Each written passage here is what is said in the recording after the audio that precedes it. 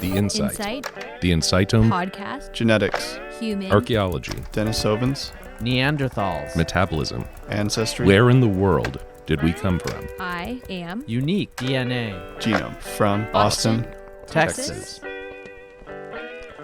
This week, Paradise Lost. Welcome to The Insight, everybody. As usual, I want to encourage people to subscribe on iTunes, Stitcher, and Google Play. I've also added us to a bunch of podcast directories, so if you use another podcast directory, check that out. And please leave a positive review with 5 stars so that more people can find out about this incredibly informative podcast. All right. I am Spencer Wells, CEO of Insightome. And I am Razib Khan, the Director of Scientific Content at Insightome. And today we're going to talk about something that I've been wanting to touch on for a long time. It's something that's fascinated me since I was a graduate student, and I started thinking about the world that we live in now and the world that our ancestors would have lived in. Mm-hmm. And, you know, you kind of, like, this goes back to Darwin, thinking back to, you know, the episode that we did on Darwin. And the influences on Darwin's thinking when he was thinking about the theory of evolution. And there was one guy who was a geologist named Charles Lyell. And he wrote a lot about the idea that basically the processes that we see happening in the world today geologically, you know, volcanoes erupting and earthquakes and stuff like that, like basically they've always been kind of like that. And that is mostly true. But it turns out that certainly for some things, the world was very different at various points in the past. And one of the ways that it has differed a lot, obviously, is the Ice Age. And the Ice Age is connected to sea levels. Yeah. And sea levels were 300 feet below where they are right now at the height of the last glacial maximum about 20,000 years ago. Yeah, and so, you know, the idea is that if you go back to the last glacial maximum, you've got so much moisture from the oceans and the atmosphere tied up in these huge ice sheets. You know, the Laurentide ice sheet in North America and the ice sheets that covered Europe and the western part of Asia, that literally, you know, sea levels were about 300 feet lower. And the question is, okay, well, how does that affect, you know, human migration patterns? You know, we think about the continental shelves as falling off kind of rapidly, but they don't in a lot of places. They're kind of shallow. And, you know, when the ice melted, the sea levels came up 300 feet to, you know, roughly where they are today. And so stuff that is underwater today used to be dry ground. It used to be above water. And like that begs the question, you know, where were these places? What were they like? And how did they have an impact on human migration patterns and genetic diversity? Well, going back to Lyell and uniformitarianism, what you're alluding to, those similar processes over time, I do think it needs to be pointed out that there have been hypotheses that it's not just the ice sheets melting, but that there could have been rapid sea level rises due to, say, like freshwater lakes that were dammed by glaciers, and the glaciers just collapsed all at once. Yeah, like Lake Agassiz, you know, the remains of the Laurentide ice sheet in North America, suddenly emptying out, you know, Younger Dryas. We talked about this in the very first podcast, the Neolithic Revolution. But yeah, I mean, probably also there were changes. You know, this is what the geologists tell us, at least, that, you know, that's a lot of ice to be sitting on top of a continental shelf. And if it melts, like, things readjust. Earthquakes. Yeah. Tsunamis. And tsunamis as a result of that. Catastrophe. So there could have been very rapid, you know, abrupt, catastrophic flooding in some of these places, which of course raises the specter of everybody's favorite Greek island, the island of Atlantis. Yeah. Now, Atlantis is fictional. People have looked for a real Atlantis many, many places all over the world for thousands of years now. It actually dates back to a reference in a couple of books written by Plato, where the island of Atlas, or Atlantis, is doing battle with the ancient Athens that he writes about, which is kind of his, you know, embodiment of the ideal state. And Athens repels this attack from the people of Atlantis, and they fall into disfavor with the gods, and as punishment, the island of Atlantis falls under the waves. Yeah. And so this was probably kind of a moral parable. Many people believe that Plato didn't necessarily even mean for it to be taken literally. As a digression, a lot of Plato's material can be read in multiple levels, and there's a huge commentary on this. It's not just about Atlantis, right? But modern people, when they heard about the Atlantis myth, as most of you know, there's a huge Atlantis industry that arose in the 19th century to a large extent about lost civilizations and whatnot. And it's not just Atlantis. There's also Lemuria in the Indian Ocean. And people had some crazy ideas. I mean, Atlantis, in some accounts, was like in Antarctica. Yes. Well, I think Graham Hancock had some documentaries. They might even been on the Discovery Channel.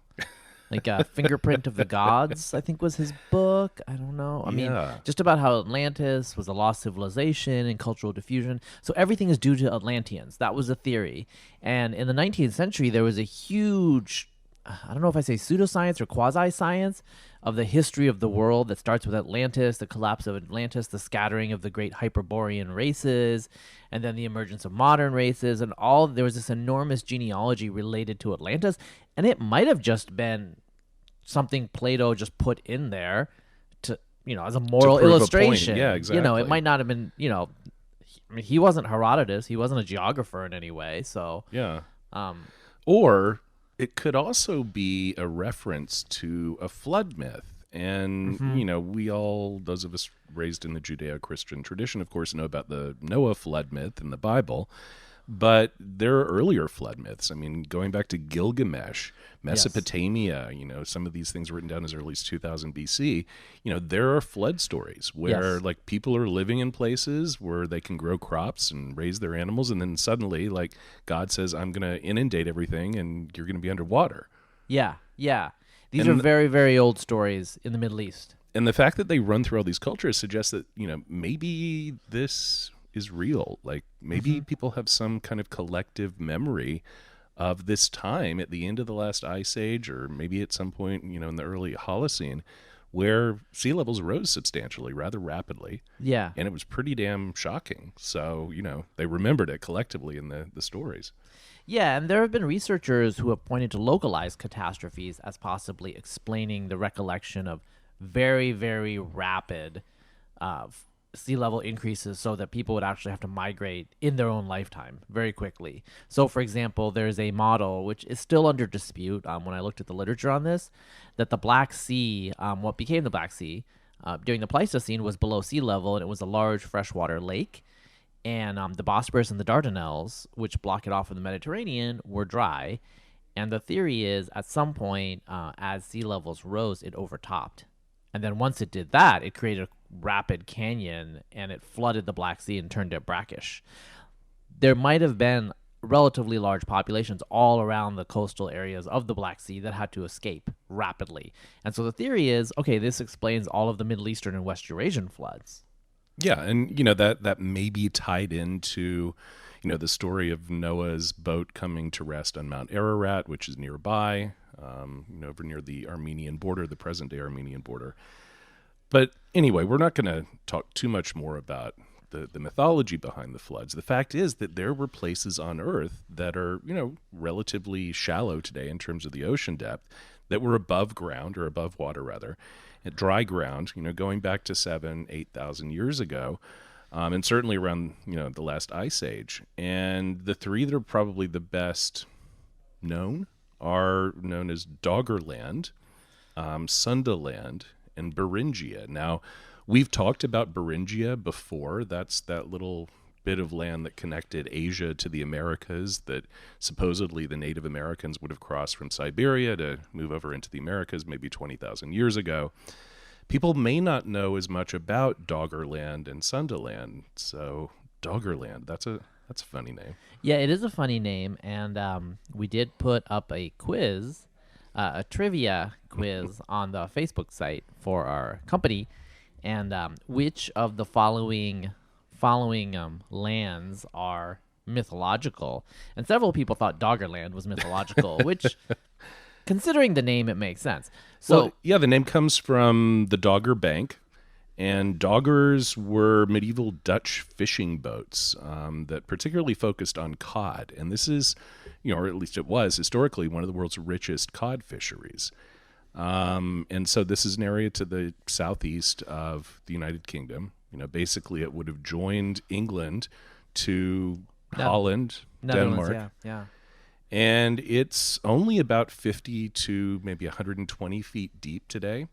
So it's this kind of mound, and we think that it's the remains of a glacial moraine. So if we go back to the last ice age, when you've got these huge ice sheets reaching down and covering most of today's UK and much of Scandinavia, probably, they were scooping out all of this silt and rocks and everything, and that was Doggerland. It was this area right in front of the glacier. And, the rising sea levels, it's now underwater. But fishermen have been in their nets, they're pulling up things like mastodon skulls with the tusks. Yeah. And, their Neanderthal remains that have been found by fishermen. This has been happening for a couple of centuries. It's kind of crazy. Yeah, and let's focus on the more recent timescale, the Holocene, last 10,000 years or so. We have talked about Mesolithic hunter-gatherers, the Mesolithic period. And Cheddarman. Yeah, Doggerland was around during much of that period. And So are you saying Cheddarman might have been Doggerman? I mean... Or a descendant of Descendant, Doggerman? the scion of Doggerman. So one of the things that we were talking about in the office, as we were talking about this episode, is that... where Doggerland was, the fringes of that area is still today very rich in marine resources, and hunter-gatherers, they often are attracted to marine resources. So when farming started expanding from Central Europe towards Northern Europe, one of the phenomena that archaeologists noticed is there was a cessation of the expansion of farming as it approached the coast. One hypothesis for this is the population density of hunter-gatherers was so high along the coast that they could resist it. So Doggerland was a much more expansive territory than just the maritime coast that we have today, in terms of there were probably estuaries, there were rivers that were flowing into it. Yeah, so the Thames River, which flows through southern England and through London famously today, and then it goes out into the North Sea, empties into what used to be Doggerland. The Thames actually would have joined with the Rhine River flowing up through Germany and formed this kind of super river that would have emptied to the west into the Atlantic. So you've got this, as you say, estuary. So surrounding the river, you've got probably lots of plants and animals living there. You've got this incredibly rich, marine environment. It would have been kind of a Pleistocene paradise. Yeah.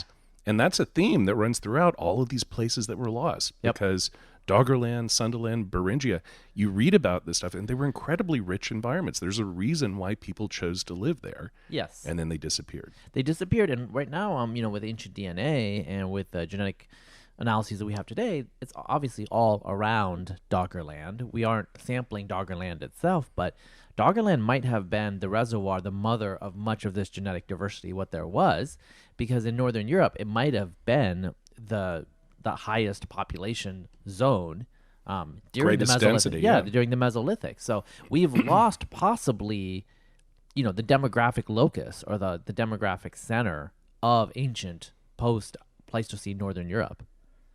Yeah, it's pretty amazing to think about it. Now, thinking about the genetics, I think we've got a pretty clear sense of who the inhabitants of Doggerland would have been. Yes. And yes. so those are the Western hunter-gatherers, as we said, Yes. Cheddarman. And we have samples from southern Sweden. We have samples from England. We have samples from Belgium, all around Doggerland, and they're very similar. Yeah. Same thing for Beringia for the most part. These would have been Eastern Siberian groups, kind of shading into early Native American groups. We have a pretty clear sense of what they would have looked like genetically. Again, living out in these steppe lands. Beringia was not covered in ice. No. It was fairly dry. Yeah. It was a steppe zone, so there were grasses and lichens and so on there. Very rich environment for mammoths and large mammals, and humans would have been hunting them, and so nice place to live. We have a pretty clear sense of who the Beringians would have been, but Sundaland, that's a different story. And let's keep a sense of perspective here. Sundaland is not just a tiny little shelf. I think it's about the size of India. Yeah, and so Sundaland, just to give people a picture in their minds, if you think about Southeast Asia today. So you think about the peninsula that contains Malaysia, Thailand, kind of extending down. Singapore is at its tip. Across from Singapore, across a little strait of water, there is Sumatra, and then a little further to the east, across more water, there's Borneo.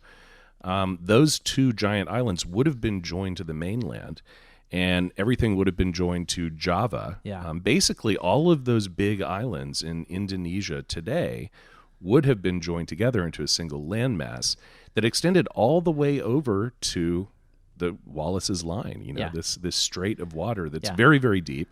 It's basically the Pacific emptying into the Indian Ocean. I've been caught in this current before, and it's really scary. Yeah. It's flowing at like 20 knots. Okay. Like, you can't swim against it. Anyway, so that's never been dry land. So there's always been this line, and you see the animals that are west of the line are closer to the animals you see in Asia. The ones that are east of Wallace's Line are similar to the ones that you see in, Irian Jaya, Papua New Guinea, Australia. So they're not placental mammals for the most part. They're more marsupials, and so that's a very sharp biogeographic dividing line. But the point is, all of these big islands were part of a single landmass. Yeah. And it was weird, given its location, because we think of Southeast Asia today as being like tropical rainforest. Fragmented. There were like savannas. Yeah. So the area between, in my reading, I read East of Eden by Stephen Oppenheimer. So I read a whole book for this podcast. So the area to the north of modern Western Indonesia and south of, say, Thailand and Cambodia probably would have been open woodland, like flat open woodland. That whole, like, I think this is like the Gulf of Bangkok or something. Like the whole area south of Bangkok that's sea now was actually above the sea. It was Sundaland. It was Sundaland North. The areas, because the Pleistocene was very dry, the upland areas of Sumatra and Borneo would have had refugia of rainforest, but much of the area was actually woodland. And this area is actually very important in human history, even well earlier than the Holocene. Well earlier than anatomically modern humans, because Java man is from Sundaland, and Java man is an early Homo erectus. So human species, including, say Homo floresiensis, these sorts of, the human presence in Sundaland is very, very old, and it's long-standing. So there's a lot of history there that's submerged. So if we think about what the genetic patterns might be, think about the people who would have been coming through here. You mentioned Java man. That was a long time ago. Yeah. That was over 1 million years ago. And, there have been other creatures that have been found in this region, famously the hobbits on the island of Flores. That's actually across Wallace's Line, so they must have been able But where'd they come from? Yeah, where Probably did they come from? They came from Sundaland. Obviously, early modern humans, or modern humans early on, would have made the journey through Sundaland to reach Australia. So by 50,000 years ago, there were modern humans living there. And then, we've talked about the Denisovans being the Asian version of Neanderthals. The highest level of Denisovan admixture we see in any human populations cross Wallace's Line over in kind of New Guinea and Australia, but the Denisovans would have been living there too. So it's like this real bubbling cauldron of hominid, diversity. Well, you can't go any further before modern humans. I guess Flores is across Wallace's Line, but obviously it's like going to Patagonia or something. In theory, you could go further, but really, why would you want to? So this was kind of like a cul-de-sac of humanity, I think, for many, many years. And also, you have to remember during the Pleistocene, much of the northern hemisphere was glaciated or extremely arid and dry and cold. And even in what we think of as the subtropics, were relatively frigid and often quite dry. So the Sahara was an enormous desert, even more expansive than today, for much of the Pleistocene, especially during the last glacial maximum. And you could probably say the same for the West Asian deserts. Much of India probably would also have been quite dry. So Sundaland would have been something of a refuge from the conditions elsewhere. And it, of course, would have, its own great rivers in the same way that Doggerland had the Thames and the Rhine and a couple of other rivers converging there. It would have had, the Irrawaddy, I guess, would have come down. I think probably that would have gone over. But the Mekong River definitely would have been coming down. The one in Thailand, the Chao Phraya. Yeah, that would come down. So, again, converging. And the idea is that, like, humans seek out places like this. They like these river deltas. They like these riverine environments, especially if they're near the ocean. The rich coastal resources. Shellfish like to be in this kind of brackish water. A lot of fish come in and Transition zones. And so there were lots of places like that down there. In addition to the fact that you've got big game out on these mammals. savannas. So you've got elephants. You've got rhinos. You've got all these like Asian species. People don't think of Tapirs. necessarily. Yeah, exactly. You don't necessarily think of that. You think, oh, that's kind of African. But if you've been to Southeast Asia, you know that there are those species there. So this would have been a great place to live. Yeah, it would have been much more like, I'm thinking East Africa, if we think of open woodland. And remember, Western Indonesia, these islands, when you look at that map, those are the highlands of Sundaland. Those are the hinterlands of Sundaland. That's like very little of what was exposed in the past. So we are seeing, at least spatially, a shadow of what was. Now, there was one big event that happened early on in Sundaland. So last ice age starts about 120,000 years ago. It ends after the last glacial maximum around 16,000 years ago. Sea levels start to come up significantly between 12 and 14,000 years ago.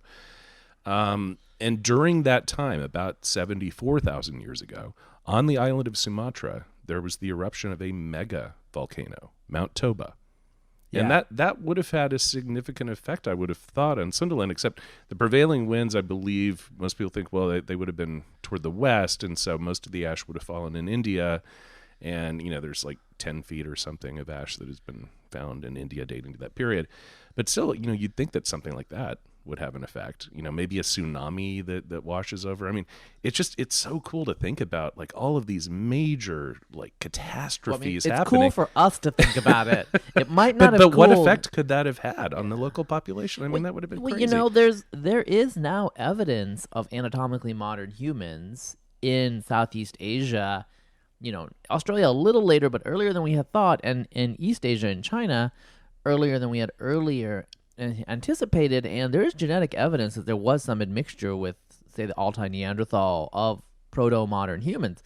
Well, if this explosion was as intense as the geological record indicates, and it was far stronger than something like Krakatoa, from what I know, then that might be one reason why the first African humans didn't leave much of a genetic imprint on the future waves. Yeah, I mean, that's been the thinking.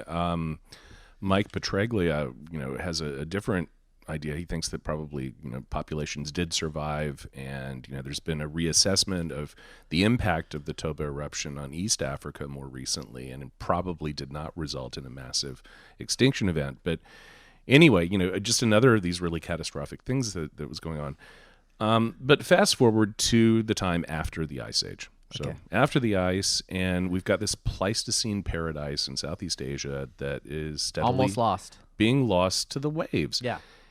And Oppenheimer has some really interesting ideas around that whole process.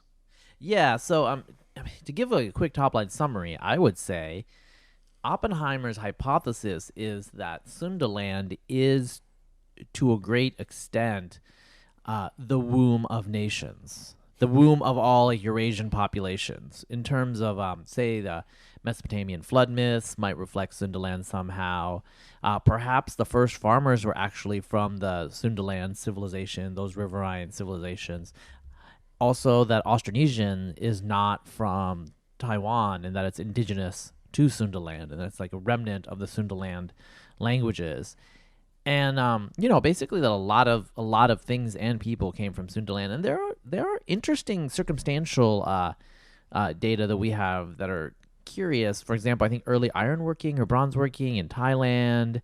There's still a little debate about the origins of rice, although I think genetically now, it's been 20 years since Oppenheimer came out. I think genetically now it looks like the modern rice strains that are dominant actually do come from China. Yeah. So, but you mentioned languages. Yeah. And so, Austronesian languages. The best known would be the Polynesian languages that are spoken throughout the Pacific, as well as Malagasy, spoken over Madagascar. So it goes from Madagascar all the way almost to Chile. So these are, the seafaring peoples, the people who set forth in these double-hulled canoes and, went out and discovered new islands, and it was amazing. It was like, settling a new planet in outer space because you had no idea what was out there, how long it was going to take you necessarily to arrive at your destination. So Austronesian, the languages also include, Malaysian and Indonesian. So this is one of the big language families of Southeast Asia, but you've got other language families too. So you've got Thai Cat-Eye, which includes the Thai language, if you've ever been to Bangkok or Ayutthaya or any of the other places in Thailand that many tourists go to, as well as the Lao language, so spoken in Laos. You've got the Austroasiatic language family, which has a really interesting spotty distribution, and it includes languages like Mon Khmer, so the language is spoken in Cambodia. Vietnamese is a member of that family. Munda, spoken in northeastern India. So interesting spread distribution, of languages. And then you've got some Sino-Tibetan languages spoken, so related to Burman, Chinese. Burman too, So it's a real linguistic hotspot. Yes, it's very diverse. Now, we can offer many different hypotheses for why. Maybe the topography. We also said it is a cul-de-sac, possibly. So many populations may have originally gone there. Another possibility, though, is this is the home of many language families. And that's where they emerged from. And that's Oppenheimer's hypothesis. There are two alternative hypotheses for the origin of Austronesians. Austronesian language families. One is that they emerged out of Taiwan, probably the remnant of some mainland language family, because Taiwan was connected to the mainland during the Pleistocene. But really talking about the Taiwanese Aborigines, the guys who live up in the hills people, now. So not the Chinese who moved there. Yes, although the current president of Taiwan is a fourth Taiwanese Aborigine. Quick fact. But in any case, the model based on linguistics to a great extent is that the Taiwanese Aborigines, some of their ancestors went first to the Philippines, then swept down into Indonesia. Some of them left Indonesia from a particular area of Borneo to Madagascar. In another direction, the Lapita culture swept across the edge of northern Melanesia and eventually pushed into Polynesia. And this is usually part of the fast track model or the fast train versus slow boat. Yeah, where they do whistle stops and they expand really fast in the last 4,000 years. The other model is basically that Austronesian languages are indigenous and they grew much more organically and slowly, and their interaction with, say, Melanesia was much more reciprocal, back and forth, and the Austronesians didn't arrive. They were always there. Okay, so Austronesian languages, I think most people would side with the origin in Taiwan, but the other languages, arguably much more diverse, possibly older language families, tenuous connections between Sino-Tibetan and Thai Cat-Eye language families and so on.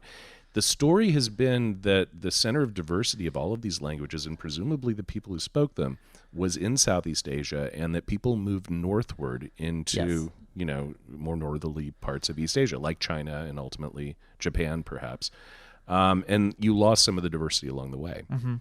And genetically speaking, that seems to be the pattern that we see as well. Sure. Certainly when you look at, uniparental markers. Even more than uniparental. So, what Spencer is alluding to here is mitochondrial DNA, mother to daughter, and then also the Y chromosome, father to son.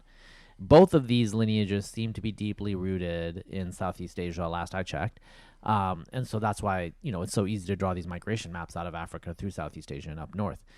The other issue is if you look at the autosomal, the genome-wide, and you look at the genetic diversity statistics, they do tend to show a gradient from the south to the north.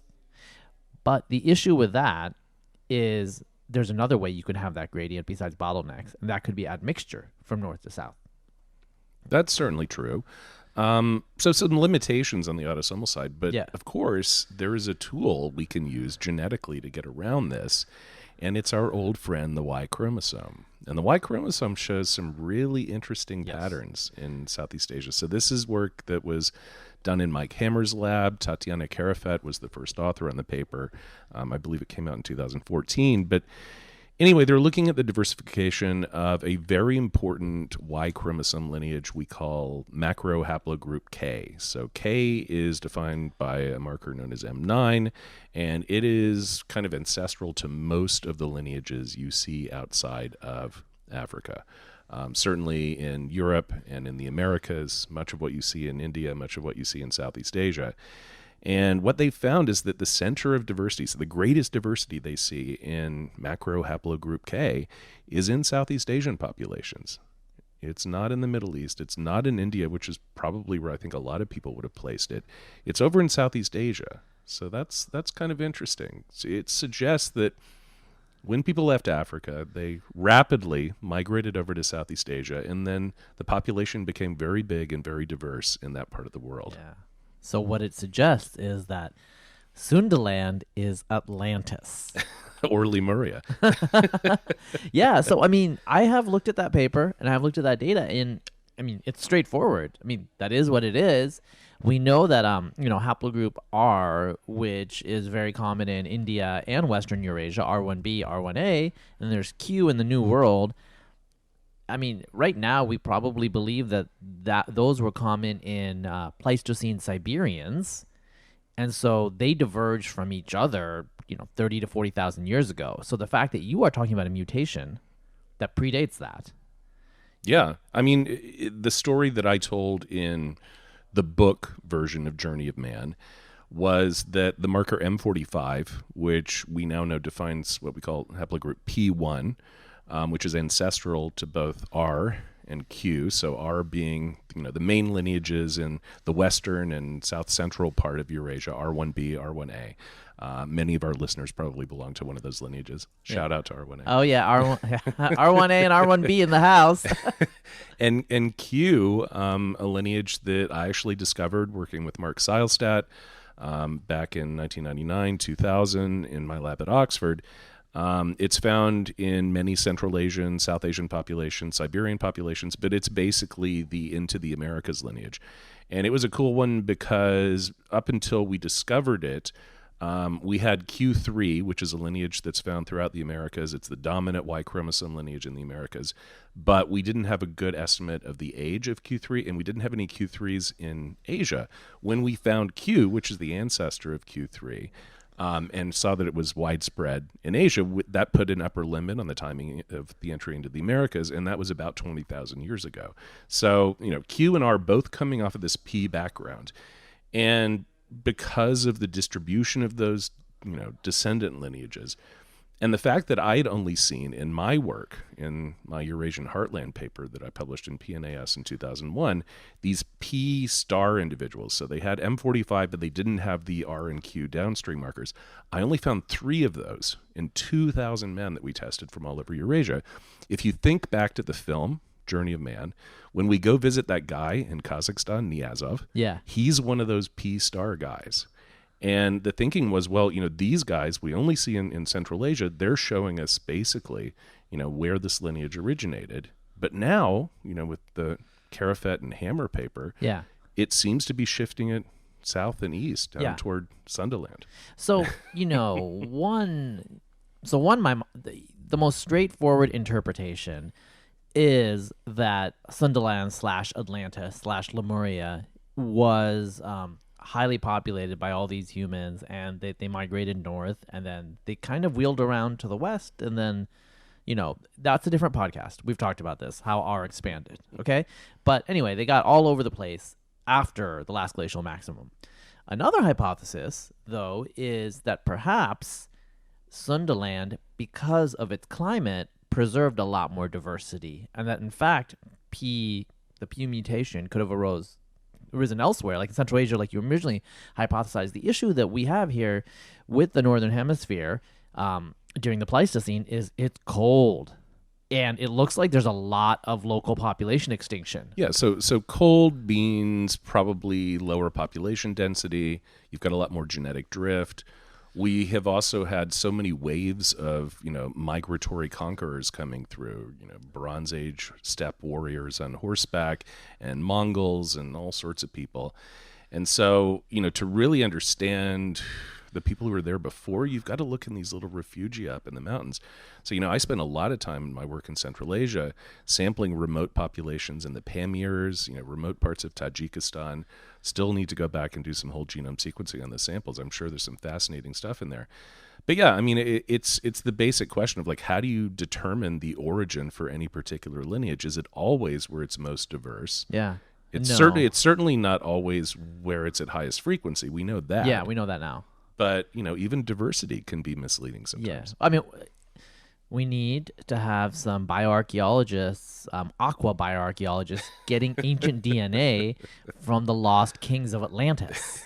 Well, exactly. And, that's a really good point that we haven't brought up yet. Like, there's all sorts of amazing stuff that must be on the ocean floor Yep. in Doggerland, Yep. in Beringia, and especially in Sundaland. Yeah, because Sundaland is bigger than Doggerland, and also there's the population density was probably higher in Sundaland than Beringia, if I had to guess. But I mean, I don't know the paleoecology. I would imagine that it would have been. And, we've talked about with the Neolithic Revolution, the idea that, that's when you really start to see the population explosion.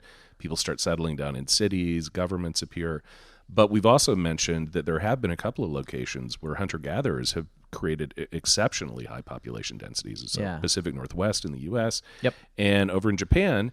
And Sundaland might have been another one of these places. Yeah, Because of the yeah. marine resources.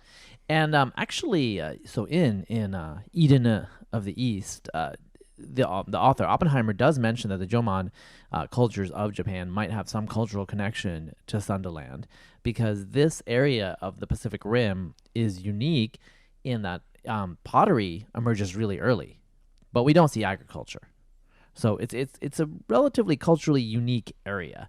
And it might have been due to these connections and high population density. Now, because most of it, the southern half, is underwater, and in fact, a lot of the northern half too, probably is underwater.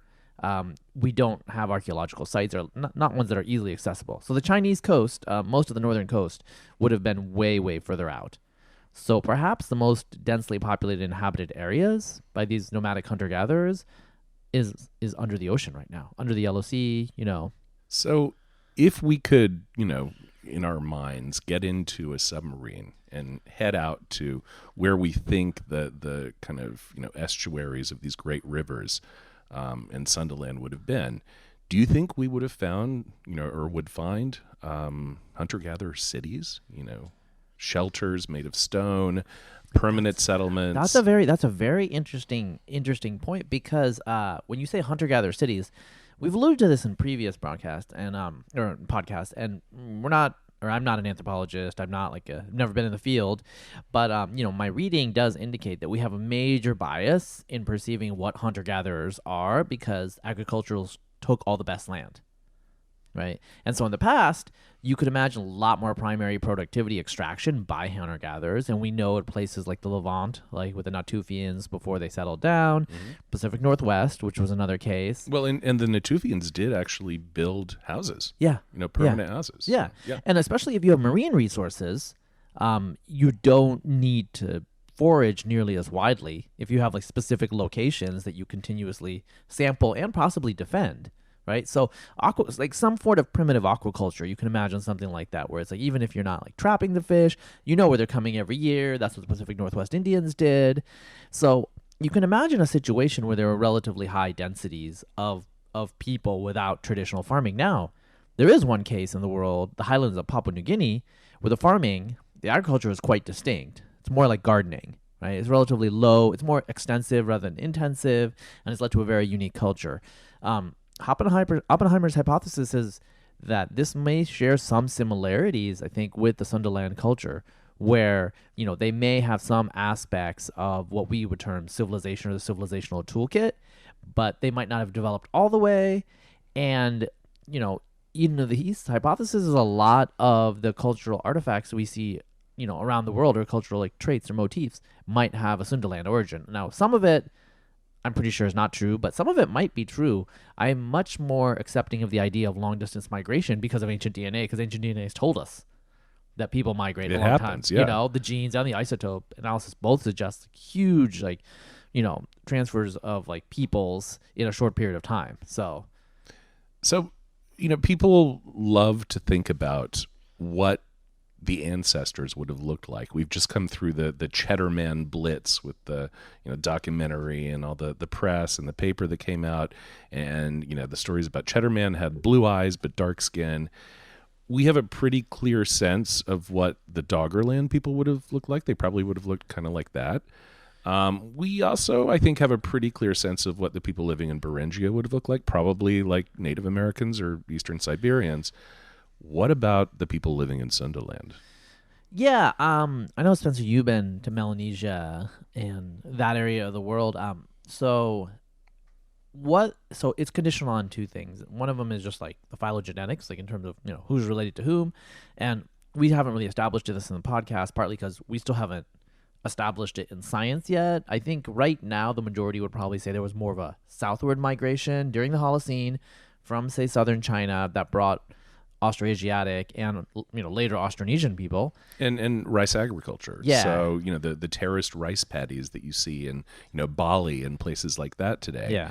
Those were introduced from further north. Yeah. And there was a movement of people who look a little bit more East Asian, Chinese, Japanese, Siberian than the people who live in, say, New Guinea. Yeah. So that would imply that maybe the people living there before the expansion of Yes. rice agriculture would have had darker skin, looked more like maybe the Aita people in the Philippines, Yeah. a little bit more like New Guineans. Semang in the interior of Malaysia. So there are these, I don't know if you would want to call them indigenous because we don't necessarily know, but there are these darker skinned, quote, negrito peoples that are similar in appearance to the Andaman Islanders. David Reich's lab has actually looked at some of the DNA, and they look pretty deeply diverged from each other. The ones in Malaysia are more like the Andaman Islanders, and the ones in the Philippines are more like the people in Papua. So there could have been these might be remnants of really, really deep structure. And if anybody's been listening to the podcast, they know that I am a believer that there's a lot of deep structure in hunter-gatherer populations because they just didn't mix as much, I think. So I was going to bring up Melanesia partly because Oceania, like this area of Australia and New Guinea that were together, along with some of these islands right to the east, has some unique phenotypes. So the Australians have wavy hair. Many of the people in New Guinea tend to have relatively frizzy hair. Their facial feature, it's called Melanesia. They're very dark, but they don't look African. Anyone who looks at the pictures can tell they don't look African. Some of the ones from Highland New Guinea have quite large noses that are aquiline. And heavy brows in Yes. many cases. Yeah, very, very robust people. And then a final thing that I was going to mention is parts of Melanesia have a unique mutation for blonde hair. And not just the one that our mutual friend Carlos Bustamante, that population that he studied. Blonde hair is also known among the Arante people of Central Australia. I know for a fact. If you go to Flickr and you actually look at Alice Springs, you can see some Arante people, and they're not bleaching their hair. Flickr, yes, that is the last word in references. So we don't know, but I suspect that they would have been quite diverse, actually, because I think there was more diversity between groups during the days of hunter-gatherers than there later became with agricultural empires. Yeah, I mean, it's always interesting, again, to think about, the world we see today and, through our lens of prehistory and thinking in terms of millennia or even tens of thousands of years, what would people have looked like that long ago and how have the populations changed? And obviously, the geography. The importance of Sundaland to me is not that Oppenheimer was definitely right. I think some of the ideas are pretty far out there. I think most of them about, complete diffusion, Sundaland is the origin of Mesopotamian civilization and so on. I think that probably is not true. But it is true that we do tend to view the world through this kind of Occidental lens. We have this bias that, like, the center of civilization must be somewhere, in Western Eurasia or possibly Southern Eurasia, but it's not going to be all the way over in Southeast Asia in this land that's now underwater. Well, speaking of the Occidental lens, anyone who's read much about Sumeria or ancient Mesopotamia knows that the Sumerians have legends that they came by water from the east. And also the oldest Sumerian cities are coastal cities towards the south. And Sumerian civilization kind of diffused northward and westward over time in Mesopotamia, if you look at the way Iraq is situated. And unfortunately, we all know all about the geography now. But in any case, that's I mean, Oppenheimer, I knew about that, but Oppenheimer cites that. And I think that's very interesting. And it suggests that the migration waves are not always in the way that we would expect. Yeah, and I'm sensing an opportunity to do a kind of Thor Heyerdahl reenactment here. The wandering tribes of Sundalandese conquering the rest of the world. Perhaps. Yeah, there's a lot of pirates in Southeast Asia, so I'm not sure about that. But yeah, and also the Andaman Islanders, they have a history. Yeah. Stop off in Sentinel. Sentinel Island, yeah, and that's we should come back to that. I'd love to do a podcast just on some of these isolated groups like the Sentinelese. But anyway, I think we'll wrap it up there. This has been more of kind of a thoughtful podcast. We don't have a lot of answers. There are a lot of possibilities. I think, as you say, the thing that's really going to, answer a lot of the questions will come from ancient DNA. And, we're going to have to get the samples from Sundaland. And what we're dealing with in the archaeological record today, of course, is what we can find in the highlands of Sundaland. Yeah. But if the real population centers are now underwater, like that's where we need to be going. We need to be doing some serious marine archaeology. I don't know if it would be possible to get DNA out of some of the remains. I think that there's been DNA that they've gotten in the New World, Yeah, New World from so some it might. subtropical areas. Yeah, So I think some it's of the possible. cenotes in Mexico. But yeah, I mean that to me would be really, really cool. Very exciting. And over the years, as this podcast proceeds, we might actually have an update show. I mean, knowing the rate at which ancient DNA extraction, how much better it's gotten over the last couple of years, in a couple of years, we might be in a totally different world and have a lot of the answers. And in fact, there may be someone right now in the Reich lab or the Willerslev lab sequencing DNA from Sundaland. Hey, Pontus, we're talking to you, bro. Okay, let's end it there. Okay. Thanks. For more information about Incytome, our podcasts, and our genetic products, check out our website at incyto.me. That's INSITO.me.